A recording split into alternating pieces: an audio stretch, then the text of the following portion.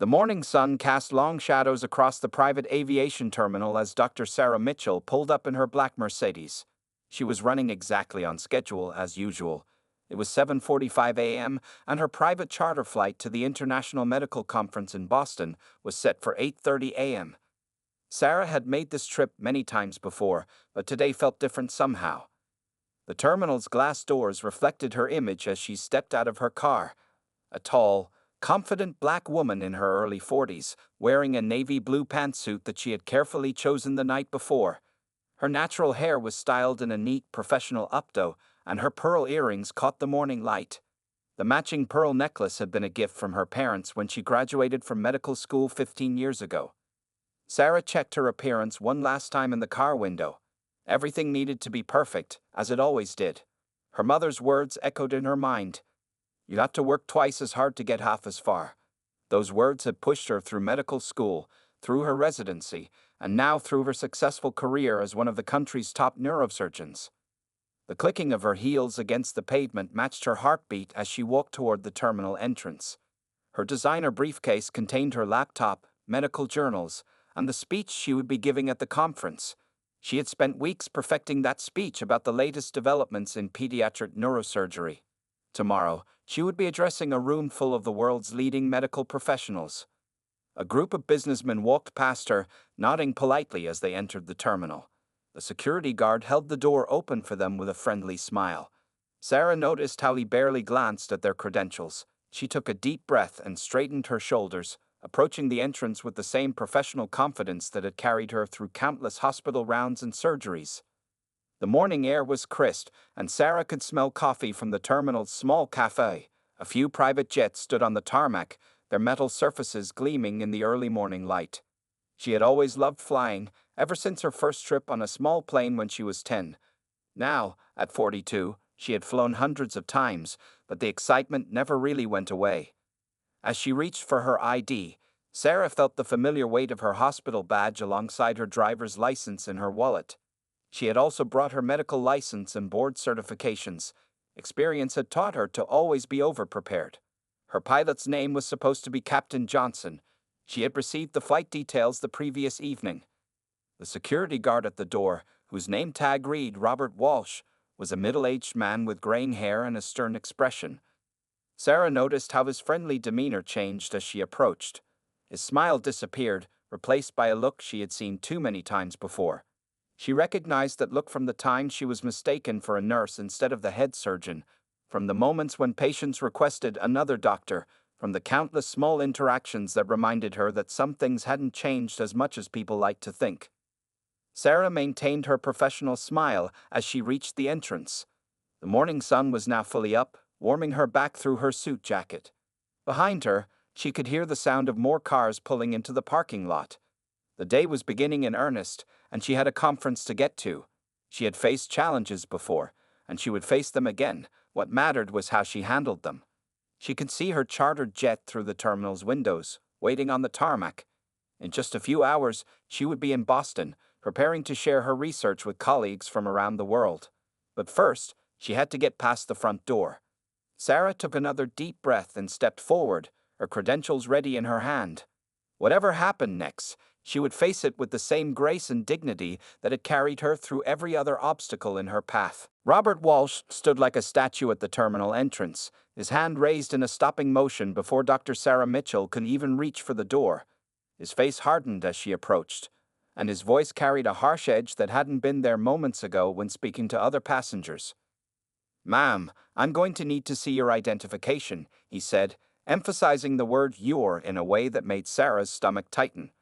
She had already pulled out her driver's license and pilot-approved ID card, holding them ready in her perfectly manicured hands. "Of course," Sarah replied calmly, extending the documents. Behind her, another group of passengers walked up to the entrance. Walsh barely glanced at them as he waved them through with his free hand, all while scrutinizing Sarah's IDs with exaggerated care. "These could be fake," he declared, turning the cards over and over. "I'm going to need additional identification, and proof that you're actually booked on a flight today." His voice was loud enough to draw attention from people in the terminal's lobby. Sarah reached into her briefcase and produced her medical license. board certifications, and the flight confirmation email on her phone. The morning sun now felt hot on her back, but she kept her voice steady. Here's my medical license, my board certifications, and my flight details. I'm Dr. Sarah Mitchell, and I have a charter scheduled for 8:30 a.m. Walsh barely looked at the new documents. Instead, his eyes narrowed as he asked, "And who exactly paid for this private flight? We need to verify the source of payment." Other travelers were now openly staring at the scene unfolding before them. Through the glass doors, Sarah could see the terminal manager looking up from her desk with growing concern. "The International Medical Conference Committee arranged my travel," Sarah explained, her voice clear and professional. "I'm one of the keynote speakers. You can call them to verify, or check with Captain Johnson, who's flying my charter today." A young white couple walked up behind Sarah, their designer luggage in tow. Walsh immediately smiled at them. "Good morning. Just one form of ID each, please. You can go right through." The couple exchanged uncomfortable glances as they passed, the woman looking back at Sarah with sympathy. Sarah noticed a small red light blinking on Walsh's body camera. She knew it was recording everything, and she stayed perfectly composed. Years of performing delicate brain surgeries had taught her how to keep her hands steady and her mind clear under pressure. "Ma'am, I don't care who you claim to be," Walsh continued, his tone growing more aggressive. "We have protocols here. I can't just let anyone walk in claiming they're some kind of doctor." He emphasized the word doctor with obvious skepticism, even though Sarah's credentials were right in front of him. The terminal lobby had grown quieter now. Sarah could hear the soft hum of the air conditioning and the distant sound of a jet engine starting up. She glanced at her watch. 8:05 a.m. Her flight was scheduled to leave in 25 minutes, and she still needed to clear security and reach her gate. "Mr. Walsh," she said, reading his name tag again carefully, "I provided 5 different forms of identification, including my medical license and flight confirmation. Is there someone else you'd like to consult about this?" Her voice remained steady, but she shifted her weight slightly, making sure the security camera above the door had a clear view of the interaction. Through the glass doors, Sarah could see her pilot, Captain Johnson, walking through the lobby. He was heading toward the security checkpoint, probably wondering why his passenger hadn't checked in yet. Walsh followed her gaze and frowned deeply. "Stay right here," he ordered, as if she were a suspect rather than a distinguished medical professional. "I need to make some calls to verify all of this." He held onto her documents, making no move to return them or to let her pass. Sarah took a slow, deep breath. The pearl necklace felt cool against her skin, reminding her of her mother's wisdom about handling difficult situations with grace. She reached for her phone, her fingers steady as she prepared to make a call of her own. Sometimes, the best response to ignorance was to let the right people know exactly what was happening. The terminal lobby had grown unusually quiet as more travelers stopped to watch the scene unfold. Dr. Sarah Mitchell could feel their eyes on her as she stood at the entrance, her documents still held hostage in Robert Walsh's hands. The clock on the wall showed 8:10 a.m., and her precious time was slipping away. A young businesswoman nearby had taken out her phone, pretending to text while clearly recording the situation. 2 elderly couples whispered to each other, shaking their heads at Walsh's behavior. Sarah noticed everything but kept her focus steady, like she did during complex surgeries when any distraction could be costly.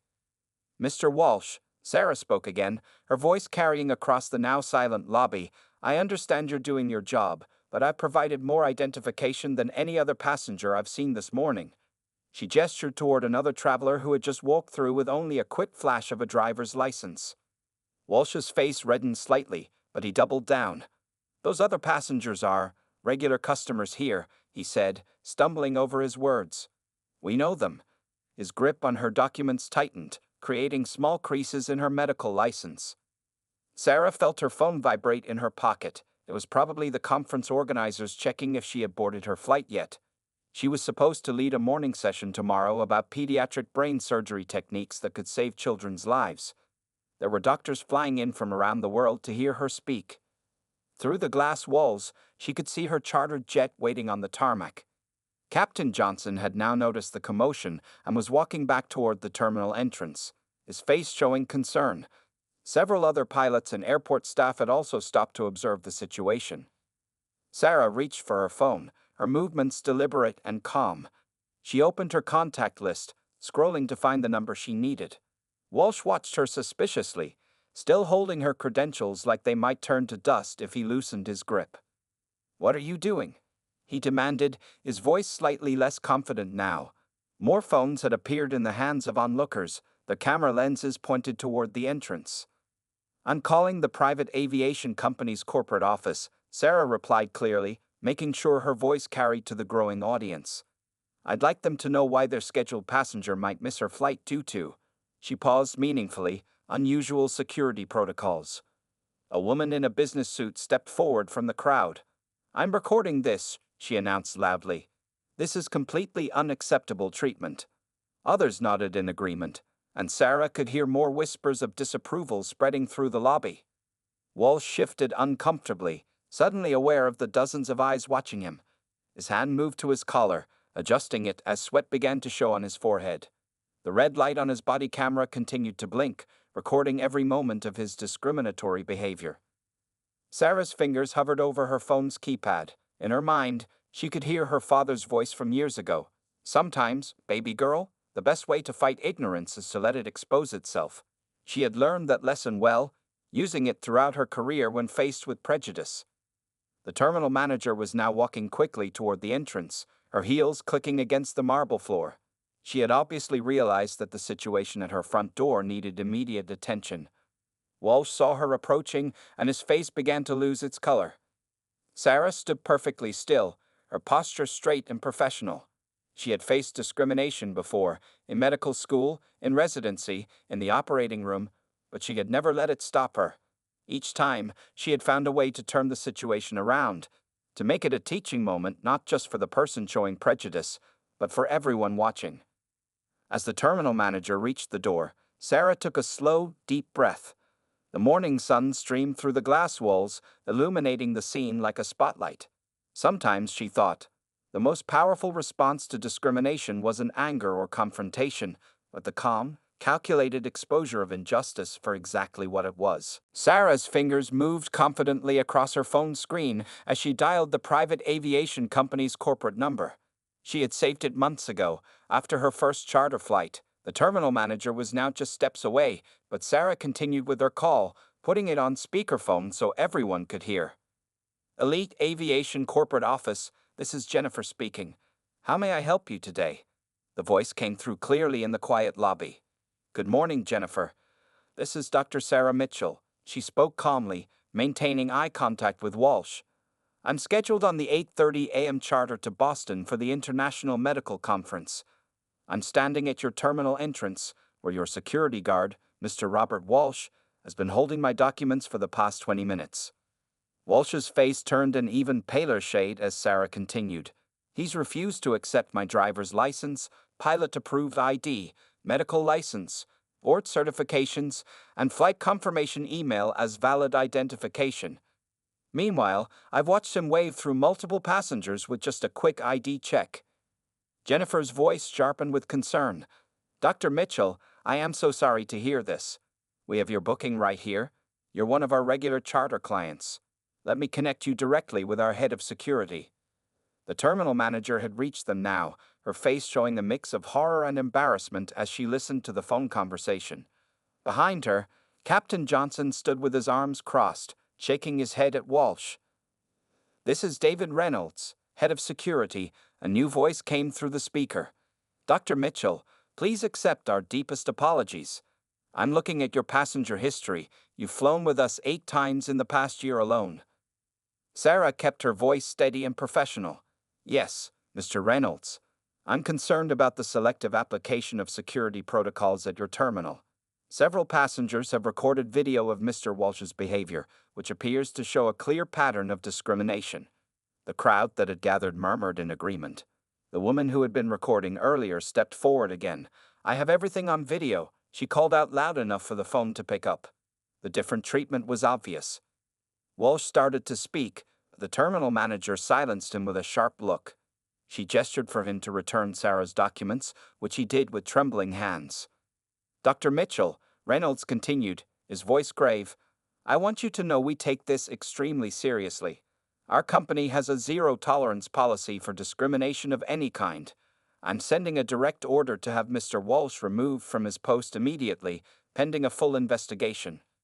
Sarah watched as the terminal manager turned to Walsh. Please go to the office, she said firmly. Security will escort you out. 2 security officers were already approaching from inside the terminal.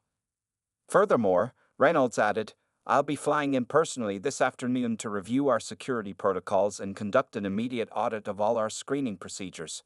Dr. Mitchell, please accept our offer to upgrade your charter service to our premium fleet for all your future flights with us, at no additional cost. The tension in Sarah's shoulders began to ease, but she maintained her professional demeanor. Thank you, Mr. Reynolds. My main concern is ensuring this doesn't happen to anyone else in the future. As Walsh was led away by security, his head down and badge removed, the terminal manager stepped forward. Dr. Mitchell, please let me escort you to your flight personally. Captain Johnson has been waiting, and we'll make sure you reach Boston on schedule. The crowd of onlookers began to applaud, not loudly, but with genuine appreciation for how Sarah had handled the situation. Several people stepped forward to share their contact information, offering to send their video recordings if she needed them. Sarah thanked them graciously, then followed the terminal manager toward the security checkpoint.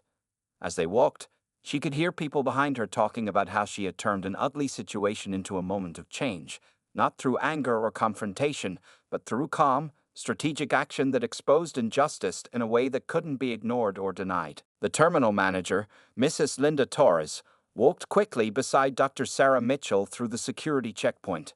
Her face still showed traces of embarrassment as she personally helped place Sarah's bags on the scanner belt. The other security officers now treated Sarah with extra attention, not the suspicious kind she had faced earlier, but with genuine respect and care. Dr. Mitchell, I cannot apologize enough, Linda said, her voice shaking slightly. I hired Walsh 6 months ago, and there had been complaints before, but nothing this blatant. She paused, then added more quietly, I should have acted sooner when other passengers reported problems. Sarah collected her belongings from the security scanner, noting how the staff efficiently moved her through the process. The clock now showed 8:20 a.m. She would still make her flight, though just barely. Through the large terminal windows, she could see her chartered jet gleaming in the morning sun, its engines already warming up. The thing about discrimination, Mrs. Torres, Sarah replied thoughtfully as they walked, is that it often hides in small actions until someone forces it into the light. She adjusted her pearl necklace, a habit she had when making important points. What matters now is how your company responds and changes. They passed through the terminal's main lobby, where many of the previous onlookers were still gathered. Several nodded respectfully as Sarah walked by. The young businesswoman who had recorded the incident approached them quickly. Dr. Mitchell, she said, holding out a business card. I'm Rebecca Chen from the State Aviation Board. I was here for a routine inspection, and I witnessed everything. Would you be willing to share your experience with our committee? We're currently reviewing security protocols across all private aviation facilities. Linda Torres's eyes widened at this unexpected development. Sarah took the card with a graceful smile, noting how the universe sometimes worked in mysterious ways to turn difficult moments into opportunities for real change. Just then, David Reynolds, the head of security they had spoken to on the phone, called Linda's office line. She answered on speaker. Mrs. Torres, I just reviewed the security footage and Mr. Walsh's body camera video. This is more serious than we initially thought. I've also found 5 previous complaints that were apparently ignored. We'll need full statements from everyone involved. Sarah could see Walsh through a side window, being escorted to his car by security.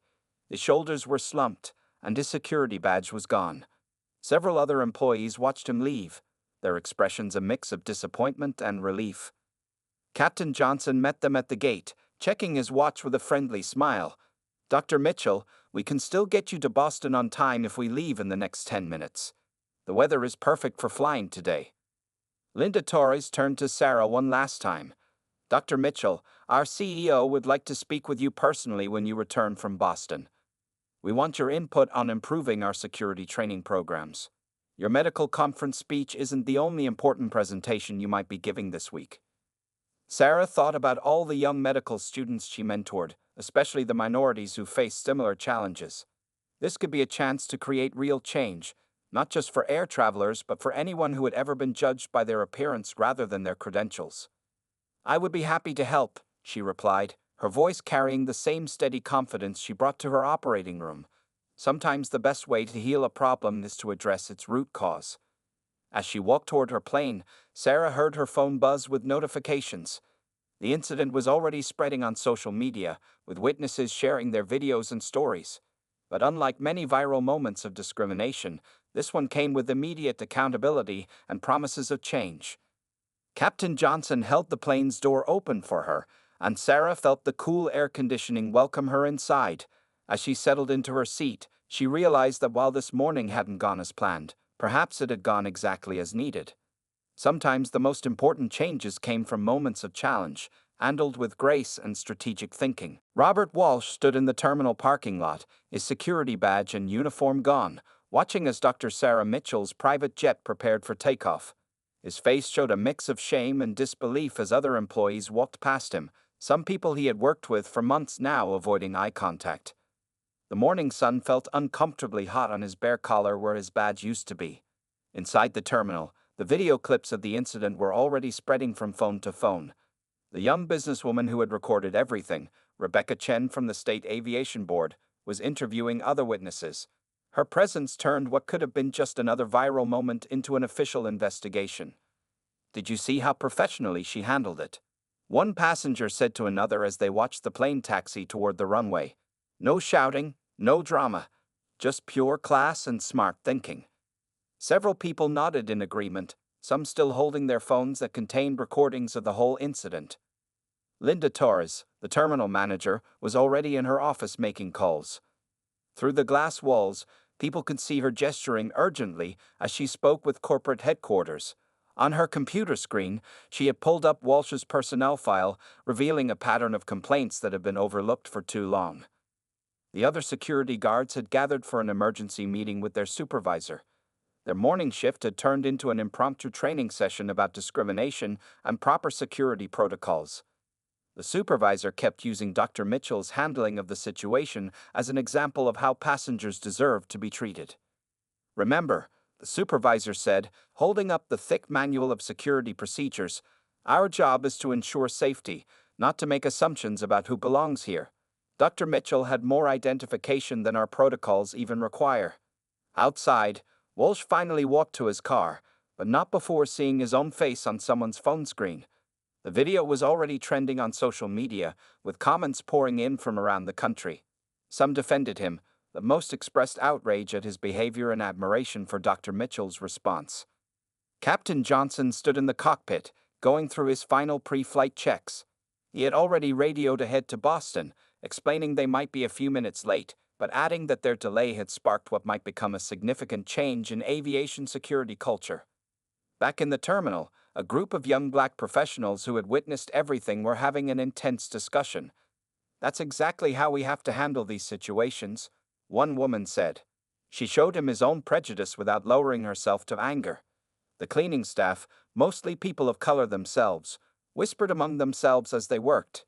They had seen Walsh's behavior with other passengers before, but had felt powerless to speak up. Now they watched as the consequences of discrimination played out in real time. Linda Torres emerged from her office with a determined look. She gathered all available staff for an announcement. "Starting today, we're implementing new security training protocols. Every employee will undergo enhanced sensitivity training. We're also installing additional cameras and requiring weekly reviews of security interactions." On the runway, Dr. Mitchell's plane began its takeoff roll. From his car in the parking lot, Walsh watched the jet lift smoothly into the sky. In his hand, he held his final paycheck and a letter requesting his appearance at a hearing with the State Aviation Board next week. Inside the terminal, workers were already changing the security desk procedures. A new sign went up. All passengers must show one valid ID. Additional identification requests must be logged with supervisor approval. Simple, clear, and equal for everyone. The morning shift was ending, and as new employees arrived, they were immediately pulled into briefings about what had happened. The story spread quickly. How a distinguished doctor had exposed discrimination not through confrontation, but through calm, strategic action. As Dr. Mitchell's plane disappeared into the clouds, the transformation she had sparked was already taking root. The terminal felt different, as if a long-ignored problem had finally been brought into the light, making way for real change. The security guards at their posts stood a little straighter, greeting each passenger with the same respectful attention, regardless of their appearance. Dr. Sarah Mitchell sat comfortably in her private jet as it cruised at 30,000 feet above the clouds. The morning's events felt almost surreal now, but her phone kept buzzing with notifications, reminding her that it had all really happened. Captain Johnson had made up some time in the air, and they would arrive in Boston only 15 minutes behind schedule. As she checked her emails, a message from Elite Aviation CDO, Michael Richardson, appeared at the top of her inbox. The subject line read, "Personal apology and action plan." Sarah opened it, taking a sip of the tea the flight attendant had just served her. "Dr. Mitchell," the email began, "I am writing to personally apologize for your experience this morning. I've reviewed the security footage and witness statements. What happened to you was unacceptable and goes against everything our company stands for. I would like to meet with you next week to discuss implementing new company-wide policies." The flight attendant, who had heard about the incident during the pre-flight preparation, treated Sarah with extra warmth. "Dr. Mitchell," she said, bringing over a fresh pastry, "I just wanted you to know that my daughter is in medical school. Women like you make her path a little easier." Sarah's phone buzzed again. This time it was Rebecca Chen from the State Aviation Board. "Dr. Mitchell, the videos have reached our board members. We're calling an emergency meeting to review security protocols at all private aviation facilities in the state. Your experience will be a catalyst for change." Looking out the window at the peaceful clouds below, Sarah opened her social media apps. The videos had gone viral. #DignityWins and #DrMitchellStyle were trending, with thousands of people sharing their own stories of facing discrimination and discussing better ways to handle such situations. A text message came through from the medical conference organizers. "Dr. Mitchell, we've heard about this morning's incident. Would you be willing to add a short session to your stay? Many attendees have requested to hear about how you handled this situation with such professionalism." The corporate office of Elite Aviation had already issued a public statement. "This morning's incident at our terminal exposed unacceptable discriminatory practices. Effective immediately, we are implementing mandatory bias training for all employees, revising our security protocols, and creating a passenger advocacy board." Dr. Sarah Mitchell's dignified response showed us how much work we still have to do. Sarah opened her laptop to review her conference presentation about pediatric neurosurgery. But first, she found herself writing notes about what had happened this morning. Perhaps there was another kind of healing to discuss, not just of the body, but of society's deeper wounds. Her phone lit up with a message from Linda Torres, the terminal manager. "Security footage has been preserved and handed over to our legal team. Mr. Walsh's employee record revealed 3 previous complaints that were not properly addressed. We're restructuring our entire reporting system." The flight attendant returned with more tea. "The pilot says we'll be landing in 20 minutes, Dr. Mitchell. There's a VIP car waiting to take you straight to the conference." She paused, then added quietly, "My sister had a similar experience last month at another airport. She wished she had handled it the way you did." Sarah checked her voicemail and found messages from 3 different news organizations requesting interviews. They'd all wanted to know how she had stayed so calm and professional while facing such blatant discrimination. The answer, she thought, was years of practice, not just in handling prejudice, but in performing complex surgeries where staying calm under pressure meant the difference between life and death. As the plane began its descent into Boston, Sarah received one final email. It was from a young black medical student who had witnessed everything at the terminal. "Dr. Mitchell, I was there this morning. I'm in my first year of medical school, and I've already faced similar situations. Watching you handle that guard with such grace and strategic thinking taught me more than any classroom ever could. Thank you for showing us how to turn discrimination into transformation." The pilot announced their final approach. Sarah looked out at the Boston skyline emerging through the clouds. She had come to give a presentation about saving lives through neurosurgery, but it seemed she would be teaching other valuable lessons as well. 1 month after the incident at the private terminal, Dr. Sarah Mitchell stood at a podium in a large conference room filled with aviation industry leaders. The screen behind her showed a simple title, transforming challenges into change. Her pearl necklace caught the light as she addressed the crowded room. "Good morning," she began, her voice carrying the same calm confidence she had shown that day at the terminal. "4 weeks ago, I was just trying to catch a flight to a medical conference. Today, I'm here to talk about how one incident has sparked changes across the aviation industry." In the audience, Linda Torres, the terminal manager, sat next to Rebecca Chen from the State Aviation Board. They had notebooks open, taking notes as Sarah spoke. The changes they had already implemented were impressive, but they knew there was more work to do. Since that morning, Sarah continued, Elite Aviation has hired 32 new security officers, 40% of them people of color. They've implemented a new training program that I helped design, focusing on eliminating bias in security screenings. She clicked to the next slide, showing the new security checkpoint layout with its clear, equal procedures for all passengers. The former security guard, Robert Walsh, had become an unexpected part of the story. After his firing, he had done something surprising. He had written a public letter of apology, acknowledging his biases and asking to be part of the solution.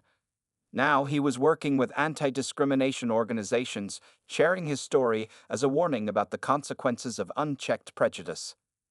Sarah's phone still contained the viral videos from that day, but they had become teaching tools rather than just social media sensations. Flight schools across the country were using them in their training programs, showing future aviation professionals how to handle discrimination with grace and strategic thinking.